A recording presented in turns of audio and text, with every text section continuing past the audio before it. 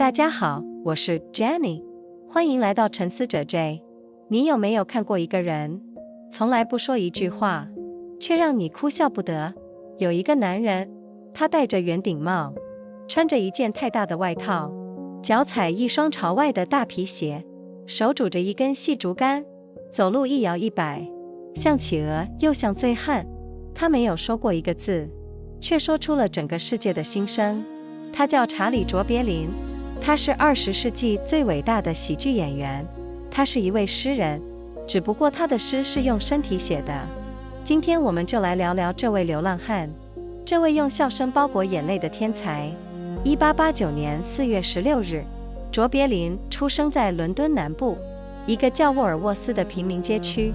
那个年代的沃尔沃斯是伦敦最穷的地方之一，肮脏的街道，破旧的出租屋，到处是衣衫褴褛的孩子，到处是卖艺为生的人。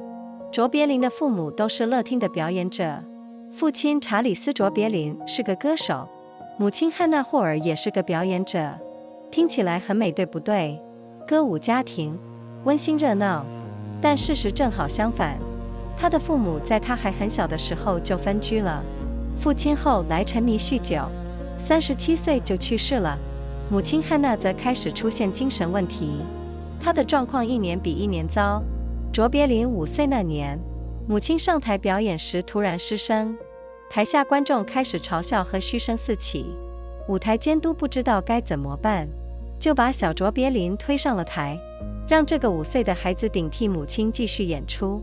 然后非常神奇的事情发生了，这个孩子站在台上，他唱了歌，他模仿了各种人物，他让观众笑了起来，然后观众开始鼓掌。那一刻，他爱上了这种感觉。这个5岁的小男孩对表演的本能反应比任何训练都更深刻。母亲的精神状况越来越差，他被送进了伦敦的精神疗养院。卓别林和哥哥西德尼被迫进入了平民救济院生活，那是一段非常黑暗的日子。救济院里的生活非常严苛，孩子们被强制分开居住，兄弟之间不能见面，食物极度匮乏，被人轻视是家常便饭，贫穷、饥饿、孤独、羞辱。卓别林后来在自传里写道，那段时光让他明白了一件事，人的尊严是可以被系统性的剥夺的，但他没有被压垮，他把所有的痛苦全部装进了他的眼睛里。后来有人说，他那双眼睛是整个默片时代最会说话的眼睛。现在你知道为什么了。母亲偶尔能短暂出院，他会给2个孩子表演，模仿街上的各种人物，学邻居走路的样子，学面包师傅揉面的动作，学市场摊贩叫卖的神态。卓别林后来说，他的表演天赋一半来自舞台的本能，另一半是从母亲身上学来的。7岁，卓别林正式辍学，开始全职在舞台上表演谋生。他加入了一个杂耍剧团，他什么都做，跳舞、杂技、喜剧短剧、即兴表演。有时候舞台上出了什么差错，他就用临场反应把场面撑下去，而且往往比原本计划的更好笑。他是个天生的表演者，舞台就是他的家。10岁的时候，他进入了弗雷德卡诺剧团，这是当时英国最知名的喜剧剧团之一。他在剧团里学到了大量的喜剧技巧，肢体语言的控制，时机的掌握，还有沉默的力量。对，沉默的力量。卓别林后来说，在舞台上最难做到的一件事，不是说笑话，而是在笑话和笑话之间的空隙里，让观众保持屏息期待。那个空隙里住着喜剧的灵魂。1910年，卓别林随剧团前往美国巡演。那一年他21岁，美国这个新大陆正在崛起，正在疯狂的生长，电影这个新发明也正在爆炸性的发展，好莱坞正在成为全世界最重要的梦工厂。1913年，默片大导演麦克森纳特看上了卓别林，邀请他加入基石制片公司。卓别林犹豫了一下，剧团给他的薪水是每周75元。基时出的价码是每周150元，整整2倍。他答应了，那是一个改变历史的决定。第1年在基时，卓别林拍了35部短片，平均每10天就完成1部。你没听错，35部，1年。这种疯狂的产量背后，是卓别林对表演的强迫性热情和对完美的偏执追求。但一开始，卓别林和导演之间冲突不断。他有自己的想法，他知道什么是好笑的，他知道摄影机应该放在哪里，他知道剪辑应该在哪个瞬间切换，他想要控制一切。这种态度在当时非常罕见。演员就是演员，导演说了算。但卓别林不是这样的人。就在这一年，他创造了一个角色，这个角色后来成为20世纪最著名的虚构人物之一。他就是夏尔洛，那个永远的流浪汉。圆顶礼帽，胡子，大外套，大皮鞋，竹竿，这个造型，卓别林只花了几分钟就凑齐了，从服装间里随便拿的。导演说要一个有趣的造型，卓别林就冲进化妆室，抓起一顶比头大1号的帽子，一件比身体大2号的外套，一条比腰细很多的裤子，加上一双比脚大好几号的鞋，把它们全部穿在一起，走了出来。每个人都笑了，但这个造型却成为了人类电影史上最具辨识度的形象之一。夏尔洛是谁？他是一个穷人，但他有尊严。他落魄，但他永远保持风度。他被世界欺负，但他从不放弃对美好生活的想象。他在困境中保持优雅，在绝望中保持幽默，跌倒了就爬起来，整理帽子，继续走。他代表了所有被生活压榨的普通人，他代表了那些在缝隙里求生存的人。他让全世界的穷人在电影院里第一次看到了自己的影子，然后他们笑了，然后他们哭了。这就是卓别林的魔法。1915年之后，卓别林开始自己指导自己的影片。他对创作有极强的控制欲。他是演员，他是导演，他是编剧，他是作曲家，他是制片人。他一个人撑起了整个创作宇宙。为了一个完美的场景，他可以连续多天不睡觉，可以把同一个镜头重拍几十次上百次。有一次，他为了拍一个角色从椅子上跌落的动作，整整重拍了200多次。剧组的人都精疲力竭了，但卓别林还是说不对，再来一次。他说，差一点点和完美之间，就是平庸和伟大的距离。这种态度让很多人又爱又怕他。1919年，他和几位电影大明星联手，一起创立了联谊电影公司。这是电影史上的一件大事，几位大明星自己搞一间公司，为的是摆脱大片场的控制，让创作者真正掌握自己的作品。这个想法在今天的娱乐工业里依然是一个非常前卫的概念。1925年，卓别林拍出了《淘金热》，这是他最喜欢的自己的作品。故事发生在克朗代克淘金潮时期，夏尔洛和一群人在暴风雪中求生。有一场戏，夏尔洛饿得不行了，他开始煮自己的皮靴吃。他把靴底当牛排切，把鞋带当意大利面卷起来品尝，还把钉子当鱼骨头优雅地吐出来。这场戏的喜剧效果让全世界的观众笑到肚子痛，但在笑声背后是那个年代真实存在的饥荒与绝望。卓别林用幽默给苦难穿上了一件礼服。还有另一场著名的戏，夏尔洛想要哄心爱的女孩开心，他拿起2根叉子插在2个小面包上，让面包跳起舞来。那是一段没有任何台词的即兴表演，却让全世界的观众记住了100年。1931年，卓别林拍了《城市之光》，这是他最珍视的作品。那个时候有声电影已经出现了，好莱坞几乎全部转向了有声片，但卓别林坚持他要继续拍默片。他说，夏尔洛这个角色一旦开口说话，魔法就消失了，因为夏尔洛是属于所有人的。他没有口音，没有国籍，没有语言，他是普世的。为了拍好城市之光，卓别林花了2年时间，反复重拍，反复剪辑。他在一场只有几秒钟的戏上，可以耗费好几个星期，因为他在追求的不只是表演，他在追求的是真实。电影的结尾是电影史上最著名的结尾之一，一个盲眼的卖花女被夏尔洛帮助恢复了视力，她第一次睁开眼睛看到了这个世界。她一直以为帮助她的是个有钱的绅士，结果她看到的是一个蓬头垢面的流浪汉。她认出了他，她握住了他的手，她说：我终于看见你了。夏尔洛看着他，脸上是一种复杂的难以形容的表情，有羞涩，有欢喜，有不安，有希望。镜头就在那里停住了。那个表情后来被称为电影史上最伟大的表情之一。卓别林没有用一个字说出了人世间最复杂的感情。1936年，卓别林拍出了《摩登时代》，这一次他的枪口对准了工业革命，对准了流水线，对准了那个把人变成机器的时代。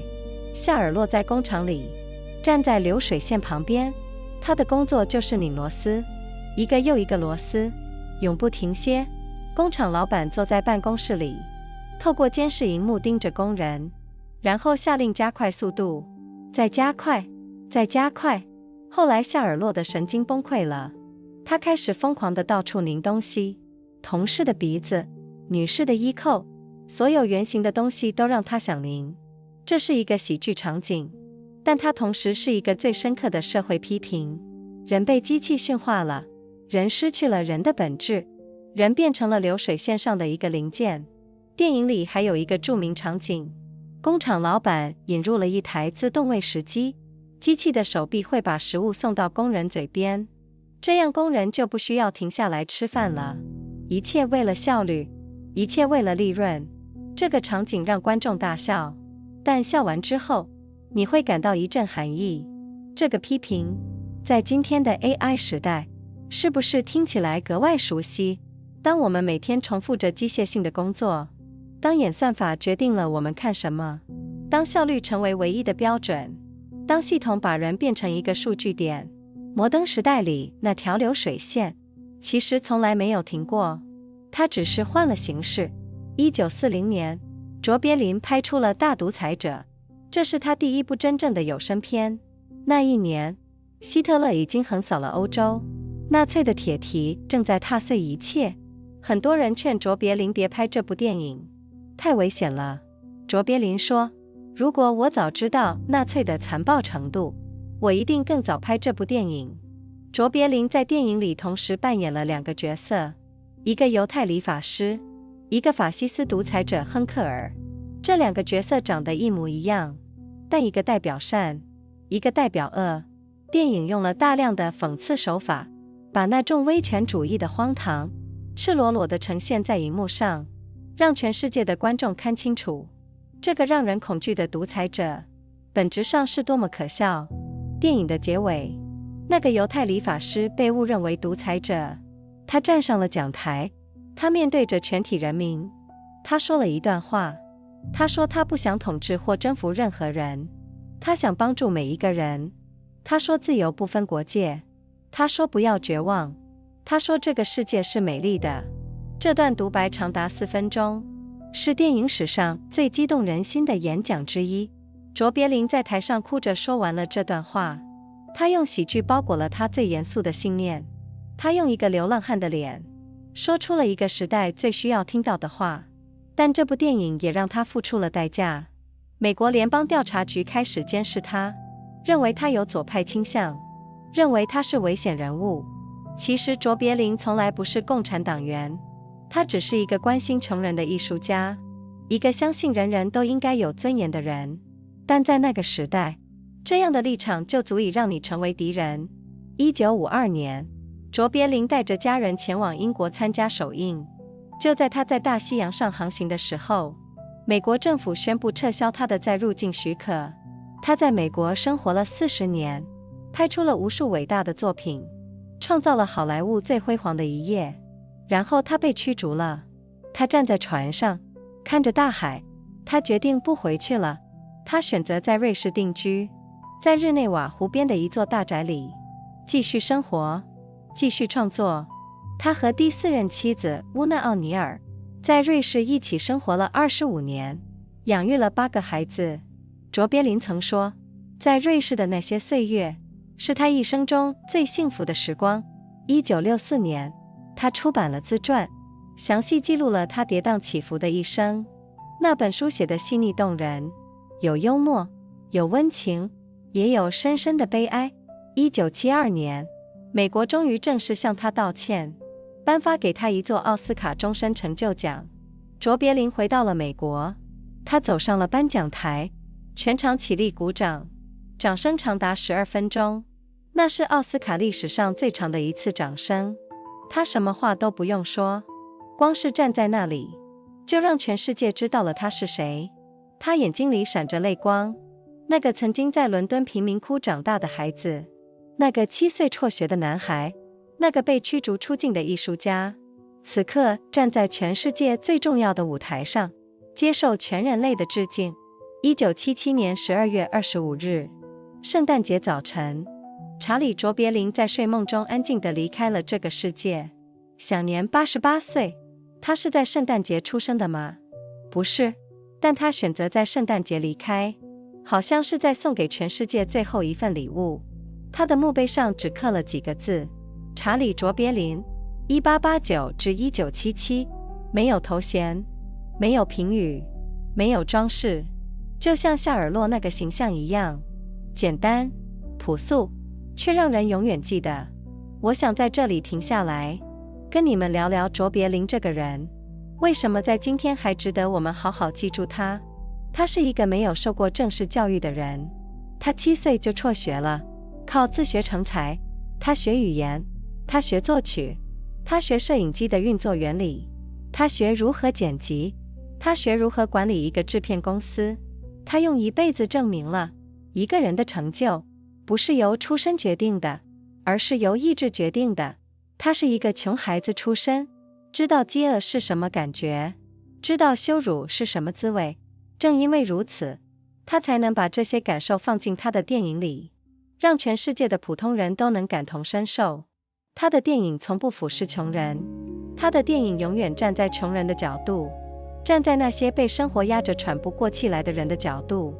他让那些人在电影院里笑，然后回到家继续面对艰难的生活。但是他们记得，那个流浪汉夏尔洛，在那么困难的处境里，还是那么有尊严，还是那么有希望。这就是艺术的力量。他是一个几乎控制了所有创作环节的人，这在电影史上极为罕见。他一个人编写剧本，一个人指导，一个人表演，甚至一个人谱写电影的配乐。他甚至亲自指挥乐团，亲自演奏示范他想要的旋律。他对作品的要求近乎偏执，他曾为了一场短短10秒钟的戏，连续拍了好几个星期。有人说卓别林把金钱和时间都挥霍在完美上了，但他的电影却在100年后依然被人记得，依然让人动容。也许那不叫挥霍，也许那叫投资。他是一个时代的观察者，也是一个时代的批评者。他不用文字，不用演讲，他用身体，用表情，用笑声，把那个时代最深刻的矛盾呈现在荧幕上。工业化让人变成机器，他拍了摩登时代，法西斯主义压迫自由。他拍了大独裁者，贫富差距让人失去尊严。他拍了城市之光，极端环境里的人性光辉。他拍了淘金热，每一部电影都是一面镜子，照出那个时代的脸。他让穷人在电影院里笑，让有钱人在电影院里不安。这才是真正伟大的艺术的力量。还有一件事让我很感动，卓别林一生创作了70多部电影，但他对自己最珍视的电影是《城市之光》。有人问他为什么，他说，因为那是一个关于爱的故事，而爱是这个世界上最重要的东西。一个用喜剧谋生的人，一个让全世界笑了100年的人，在他心里，最珍贵的东西不是笑声，而是爱。晚年的卓别林曾回到伦敦的旧街区，那个他小时候长大的地方。他站在那条街上，看着熟悉又陌生的一切。他静静地站住，然后说了一句话。他说他不后悔那些苦难，因为没有那些苦难，他不会成为今天的他。这句话让我想了很久。一个人如果没有尝过苦，他怎么能理解甜？一个艺术家如果没有在黑暗中走过，他怎么能创作出照亮别人的光？卓别林把苦难变成了艺术，把伤痛变成了幽默，把个人的不幸变成了全人类共同的财富。这是一种非常了不起的转化。卓别林说过一句话：人生在近处看是悲剧，在远处看是喜剧。用喜剧的外壳装着悲剧的核心，这就是卓别林的一生。也许这也是我们每个人的一生。我们都是流浪汉夏尔洛，我们都在这个世界上摇摇晃晃地走着，被生活撞倒，然后再爬起来，整理整理帽子，继续往前走，然后在转角处，也许会遇见一个奇迹，也许不会，但我们依然走着，因为前方的路永远比后面的路更值得期待。谢谢卓别林，谢谢夏尔洛，谢谢那个从来不说话却说出了一切的流浪汉。下次当你觉得人生很难的时候，想想那个流浪汉，他从没有抱怨过一句话，但他的眼睛里永远有光。我们下次见咯。 Hello everyone, I am Jenny. Welcome to Thinker J. Have you ever watched someone who never says a single word, yet makes you laugh and cry at the same time? There is a man. He wears a bowler hat. He puts on a coat that is much too large for him. His shoes are enormous and point outward like a duck. He walks with a little bamboo cane. He wobbles and sways as he moves. Half penguin, half happy drunk. He never said a word on screen, and yet he spoke for the entire world. His name was Charlie Chaplin. He was the greatest comedian of the 20th century. He was a poet. He just wrote his poetry with his body. Today we are going to talk about this little tramp, this genius who wrapped tears inside laughter. On April 16, 1889, Chaplin was born in the Walworth district of South London. It was one of the most impoverished neighborhoods in the entire city. In that era, Walworth was a world of narrow dirty streets and crumbling tenement buildings squeezed together under a permanent grey London sky. Children ran barefoot on cobblestones wearing ragged clothes, looking for anything edible or sellable. Street performers, laundresses, dock workers, market traders, and struggling artists all crowded together in a tight, desperate community. The smell of coal smoke and river mud was constant. The sound of horses on wet cobblestones never stopped. Almost everyone who lived there was simply trying to survive one day at a time. Luxury was a word that belonged to another world entirely, a world that could occasionally be glimpsed from a distance but never actually entered. And yet, within that poverty, there was also a kind of fierce community. A solidarity of people who understood each other because they shared the same struggles. It was this world, this specific texture of poverty and communal survival, that would eventually find its way into every frame of film that Charlie Chaplin ever made. His parents were both performers in the music hall circuit. His father, Charles Chaplin Sr., was a singer. His mother, Hannah Hall, was also a performer. Sounds romantic, right? A family of artists. Warm and lively. But the reality was the complete opposite. His parents separated when he was very young. His father later fell deep into alcoholism and died at 37 years old. His mother Hannah began to suffer serious mental illness. Her episodes grew more frequent and more severe as the years passed. When Chaplin was just 5 years old, his mother lost her voice completely in the middle of a performance. The audience in the music hall began to boo and jeer. The stage manager panicked and had no idea what to do. So he pushed little Charlie out onto the stage. He just shoved the tiny boy into the spotlight and hoped for the best. And something extraordinary happened. The 5-year-old boy stood there and performed. He sang. He did impressions of people on the street. He made the audience laugh. And then they began to clap. In that moment, something was born inside him that nothing in the world would ever extinguish. He fell deeply in love with that feeling. That 5-year-old boy discovered his purpose not through years of careful training, but through a crisis on a music hall stage. His mother grew worse over time. She was eventually committed to a mental institution. Charlie and his older brother Sidney were left to fend for themselves. They were sent to the Hanwell schools for orphans and destitute children, a workhouse. Those were very dark years. Life there was deliberately harsh and humiliating.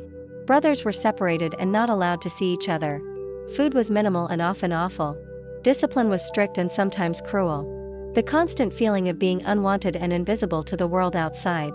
Poverty, hunger, loneliness, humiliation.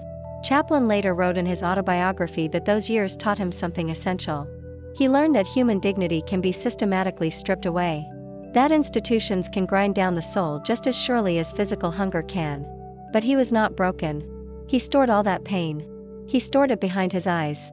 People later said that his eyes were the most expressive eyes in the entire silent film era. And now you know why. His mother had periods when she was allowed to leave the institution temporarily. During those visits she would perform for her boys. She would mimic the neighbors walking down the street. She would imitate the baker kneading dough, the fishmonger calling out his wares, the pompous gentleman crossing the road with exaggerated dignity. She would do all of this without props, without a stage, without any audience larger than her two boys. She would sit in a cramped, bare room and transform herself into an entire cast of characters from the neighborhood outside. Her eyes would change. Her posture would shift. Her hands would tell a story. Chaplin sat and watched with complete attention, absorbing everything. He was not just entertained. He was being educated in the highest possible form of the art of observation. He was learning that the entire world was material, that every person on the street carried a performance inside them, and that a great performer job was to find it and share it. Chaplin later said that his gift for observing human movement and behavior came directly from watching his mother during those precious visits. Half his talent, he said, was inherited from the stage. The other half he learned from her. At 7 years old, Chaplin left school permanently. He needed to earn money. He joined a troupe of young variety performers and began working on stage full-time. He did everything. Dancing, acrobatics, comedy sketches, improvisation when things went wrong on stage. And things always went wrong on stage. A prop would break. A cue would be missed. An audience would go cold. Chaplin learned to read the room and adjust in real time. And often his improvised recovery was funnier than the original material. He was a born performer. The stage was his home in every sense of the word. When he was 10, he joined the famous Fred Karno comedy troupe. This was one of the most celebrated comedy companies in Britain. Karno trained his performers in physical comedy, in precise timing, and in the power of silence. Yes, the power of silence. Chaplin later said that the hardest thing to do on stage was not to tell a joke. The hardest thing was to control the space between jokes. To hold the audience in suspended anticipation during those quiet moments. To make silence itself feel funny. That space between the jokes is where comedy actually lives. In 1910, Chaplin traveled to America with the Karno troupe on a touring engagement.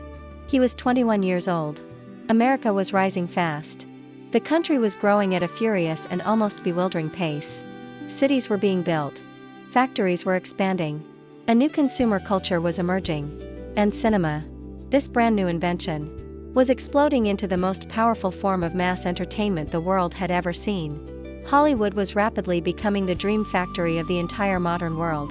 In 1913, the great silent film director Max Sennett noticed Chaplin. He had seen him perform and been deeply impressed. He offered Chaplin a contract with the Keystone Film Company. Chaplin hesitated for a moment. The Karno troupe was paying him $75 a week. Keystone was offering $150. Exactly double.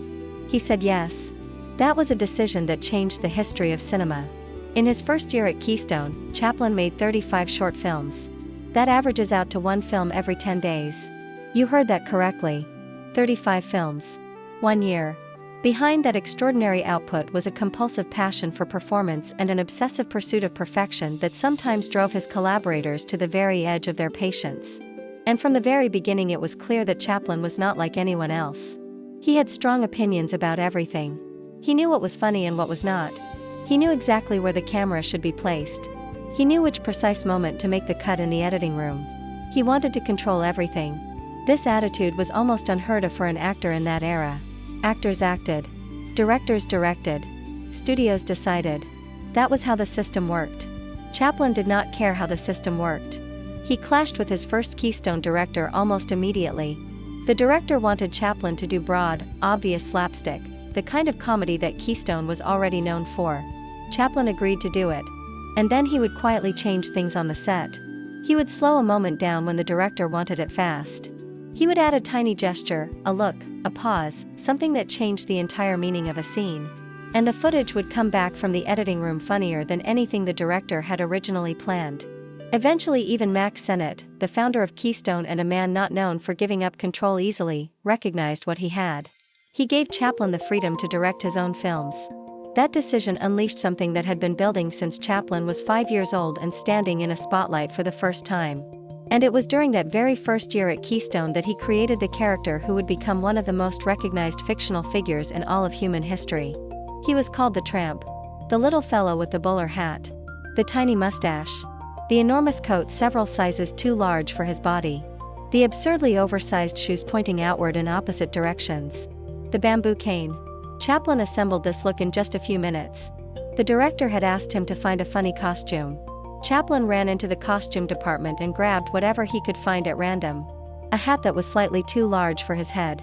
A coat that belonged to a much bigger man. Trousers that were too small and too short. Shoes that were several sizes too large. He put them all on together, walked out, and the entire crew burst into laughter.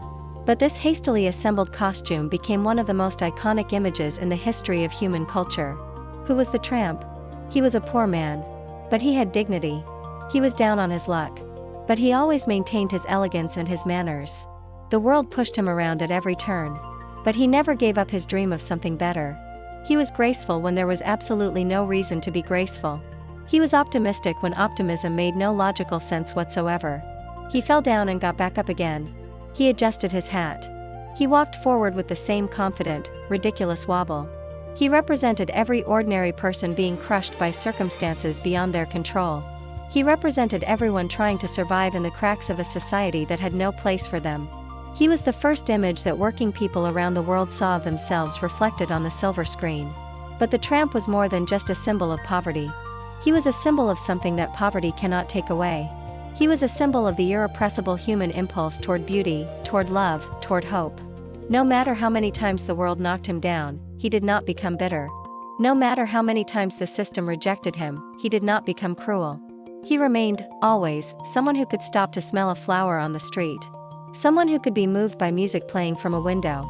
Someone who could fall in love with a total stranger and devote everything he had to helping her, asking nothing in return. That is why the whole world recognized him. Not just the poor. Everyone. Because somewhere inside each of us, no matter how comfortable or how difficult our lives, there is a little piece of that wobbling, hopeful, dignified, ridiculous figure. And they laughed. And then they cried. That was the magic of Charlie Chaplin. After 1915, Chaplin began directing his own films.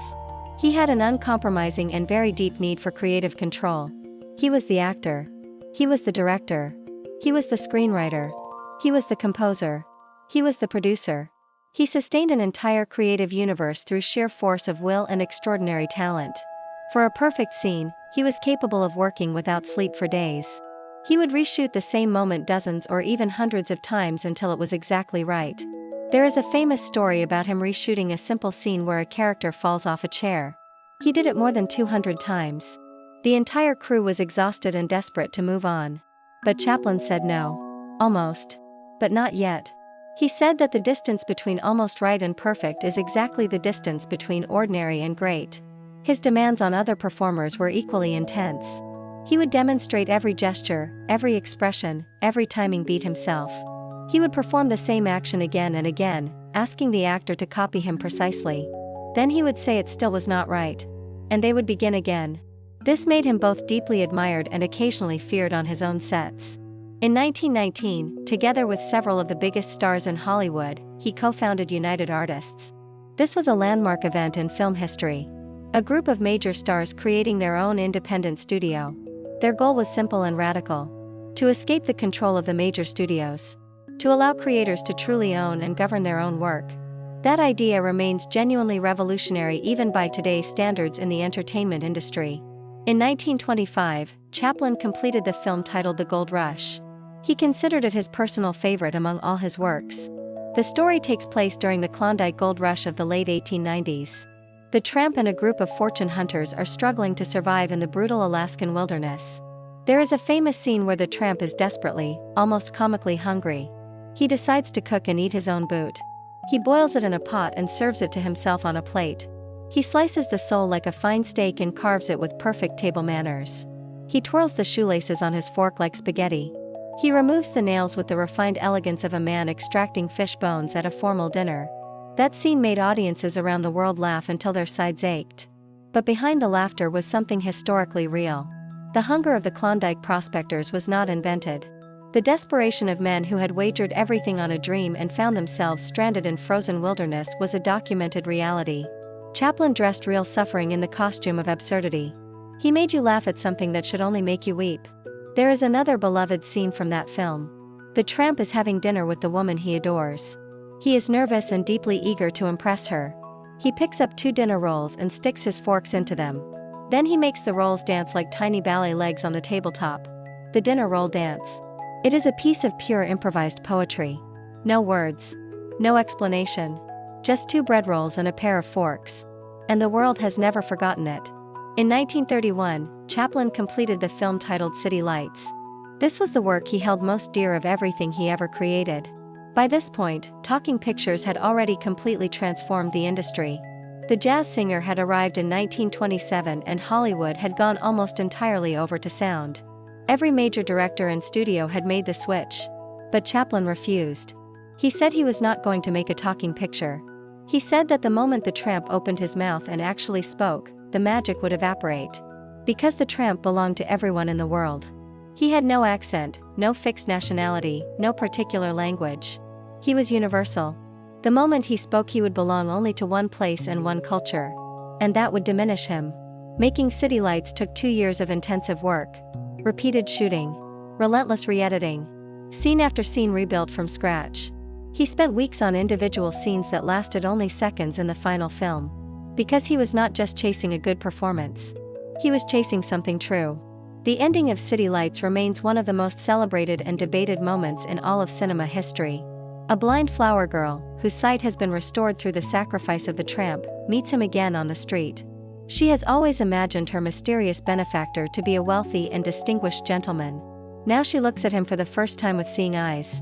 She sees a disheveled, ragged, unemployed little tramp standing awkwardly before her. She recognizes him by the touch of his hand. She says, "I can see now." The tramp looks at her. His face carries an expression that film scholars have been analyzing for nearly a century. There is shyness and joy in it. There is vulnerability and hope. There is the terror of being finally truly seen, alongside the desperate longing to be seen. Both emotions at once. In the same face. In the same moment. The camera holds on that face. And the film ends. No dialogue. No resolution. Just a face. That expression has been called the single greatest performance moment in the history of cinema. Without a single word, Chaplin expressed something that pages of dialogue could never have conveyed. In 1936, Chaplin completed the film titled Modern Times. This time his creative energy was aimed directly at the Industrial Revolution. At the assembly line. At the age that was systematically transforming human beings into replaceable components of a machine. The tramp works in a factory. He stands at the assembly line. His only job is to tighten bolts. One bolt after another. Without pausing. Without thinking. Without ever stopping. The factory owner sits in his private office watching his workers through closed-circuit screens. He sees one worker pause for even a moment. And he immediately calls for the speed to be increased. Then increased again. And again. More. Faster. More. Eventually the tramp mind breaks down completely under the mechanical repetition. He goes into a hysterical frenzy. He runs around the factory tightening everything in sight. His coworker's nose. The buttons on a woman's coat. Every circular object triggers the compulsion that has been drilled into his hands. The sequence is among the funniest things Chaplin ever put on screen. But it is also one of the most devastating pieces of social criticism in cinema history. Human beings had been tamed by machines. Human beings had been reduced to the function they performed. They were not people with inner lives and human needs. They were components in a system designed to produce maximum output at minimum cost. The film goes even further. The factory owner decides that workers should not have to stop for lunch at all. He installs an automatic feeding machine. A mechanical arm delivers food directly to the worker's mouth so that his hands never have to stop working. He can be refueled like a machine, without interrupting production for even a moment. The sequence is hysterical. And then you realize that it is not funny at all. That critique. In our current age of artificial intelligence and algorithmic management and productivity monitoring, sounds remarkably close to home. When we spend our days executing repetitive digital tasks, when algorithms determine everything we read and watch and buy and who we interact with, when our performance is measured in data points and our time is managed by productivity software that tracks every minute, when a platform decides whether our work is valuable based on engagement metrics rather than human judgment, when we begin to shape ourselves around what the system rewards rather than what we actually believe, the assembly line in modern times never really stopped. It just changed form. The factory floor became the open plan office. The time and motion studies became the productivity dashboard. The foreman with a stopwatch became the algorithm that knows how long you paused before answering that email. Chaplin saw it coming in 1936. He did not know about computers or artificial intelligence. But he understood something fundamental about the relationship between human beings and systems. He understood that any system, however rational it appears, will eventually try to turn the person inside it into a function. And that the act of insisting on your own humanity, your own dignity, your own ridiculous wobbling walk through the world, is itself a form of resistance. That is what the Tramp was. Not just a comedy character. A model of quiet, persistent, cheerful resistance to everything that tries to reduce you. In 1940, Chaplin completed the film titled The Great Dictator. This was his first fully realized talking picture. That year, Hitler had already swept across much of Europe. The armies of fascism were marching. The machinery of persecution and genocide was already in horrifying motion. People around Chaplin urged caution. This was dangerous territory. This could create enormous political problems for him. Chaplin said that if he had known earlier the full extent of Nazi atrocities, he would have made the film sooner. In the film, Chaplin played two roles simultaneously: a humble Jewish barber from a small ghetto, and a raging, ridiculous fascist dictator named Adenoid Hinkle. The two characters were physically identical. One represented decency, compassion, and ordinary human dignity. The other represented the terrifying and ultimately absurd nature of authoritarian power. The film used sharp satire throughout to expose both the menace and the fundamental ridiculousness of fascism. It showed that the thing the world was most afraid of was, at its core, a performance. A performance of power staged by a small, frightened bully who needed everyone to be afraid of him. The film ends with one of the most famous monologues in cinema. Through a case of mistaken identity, the humble Jewish barber finds himself standing at a dictator podium before an enormous crowd. And instead of delivering a speech of tyranny, he speaks from his heart. He says he does not want to rule or conquer anyone. He wants to help everyone, regardless of their background. He says that human beings are meant to help one another. That kindness and gentleness are human nature. That the world is beautiful and worth fighting for. That greed and fear have poisoned our souls. That we have developed speed without wisdom. That we think too much and feel too little. The speech runs for 4 full minutes. Chaplin delivered it with tears streaming down his face. He had built an entire brilliant career on silence. And when he finally spoke, he said something that the world desperately needed to hear. He wrapped his most serious and deeply held convictions inside the structure of comedy, and used the face of a little tramp to deliver the most urgent political message of the century. But making The Great Dictator came with a serious price. The Federal Bureau of Investigation began monitoring Chaplin closely. They suspected him of communist sympathies and leftist political leanings. In the era of McCarthyism that followed, this was an enormously dangerous label to carry. Chaplin was never a member of any communist organization. He was simply an artist who cared about the poor and the powerless. A man who believed in human dignity for everyone regardless of class or background. A man who thought ordinary people deserved a fair chance at a decent life. In that era, those beliefs were enough to make you an enemy of the state. The irony was profound. Here was a man who had come to America with nothing. A British immigrant who had arrived on the shores of a country built on the promise of freedom and opportunity. He had taken that promise seriously. He had worked harder than almost anyone around him. He had created art that made America proud. He had helped build the very industry that would define American culture for the rest of the century. And then the country told him he was a threat. In 1952, Chaplin sailed to England with his family for the premiere of his new film titled Limelight. While he was crossing the Atlantic Ocean, the United States government announced it was revoking his re-entry permit. He had lived in America for 40 years. He had made the most celebrated films in the history of Hollywood. He had contributed more to American popular culture than almost any other single artist of the 20th century. and they told him he could not come back. He stood on the deck of the ship above the open ocean. He looked out at the water for a long time. And he made his decision. He chose to settle in Switzerland. In a large manor house called the Manoir de Ban, on the shores of Lake Geneva near the town of Vevey. There he continued to live and work with his fourth wife Una O'Neill. Una was 36 years younger than him. She was the daughter of the great playwright Eugene O'Neill. Many people had been deeply skeptical about their marriage when it began in 1943. But those skeptics turned out to be completely wrong. Una devoted herself to Chaplin with a loyalty and love that never wavered. She managed the household, raised their children, and created an environment in which he could continue to work and to feel genuinely loved. When he was expelled from America, she gave up her own American citizenship without hesitation to remain by his side. She remained his devoted companion and greatest source of joy for the remaining 25 years of his life. Together they raised 8 children in that Swiss home, a home filled with warmth and laughter and the kind of ordinary family happiness that the Tramp had always chased but rarely found on screen. Chaplin later said that those quiet years beside the lake in Switzerland were the happiest years of his entire life. After decades of struggle, exile, and controversy, he had found peace. He continued writing. He continued composing. He continued thinking and observing and creating. In 1964, he published his autobiography. It was a detailed and remarkably honest account of his extraordinary life. The writing had humor in it, warmth, and deep wells of sadness. It became one of the essential documents of the 20th century. In 1972, after 2 decades of exile, America finally made its reconciliation. He was awarded an honorary Academy Award for lifetime achievement. Chaplin returned to America for the ceremony. He walked onto the stage at the Academy Awards. The entire audience rose immediately to their feet. The applause lasted 12 full minutes. It is the longest standing ovation in the history of the Academy Awards. He stood there, this small, white-haired, 83-year-old man. He did not need to say a single word. His presence said everything. The boy who had grown up hungry in a London slum. The young man who had been driven out of the country he helped build.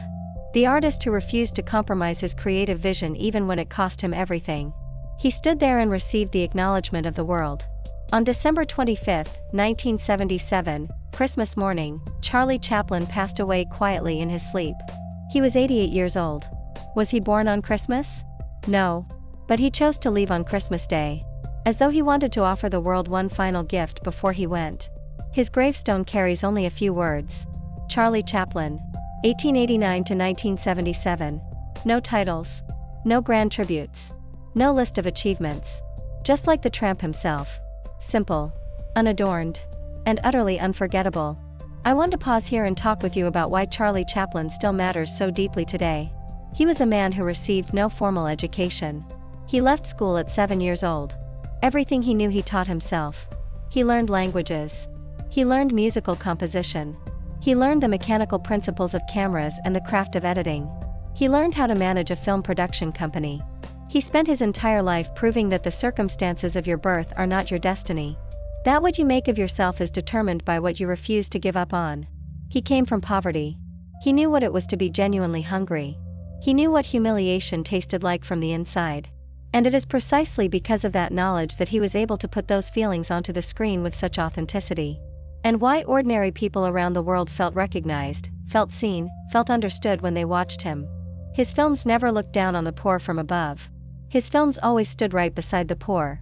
Beside those being crushed by systems that refused to see them as full human beings. He made those people laugh.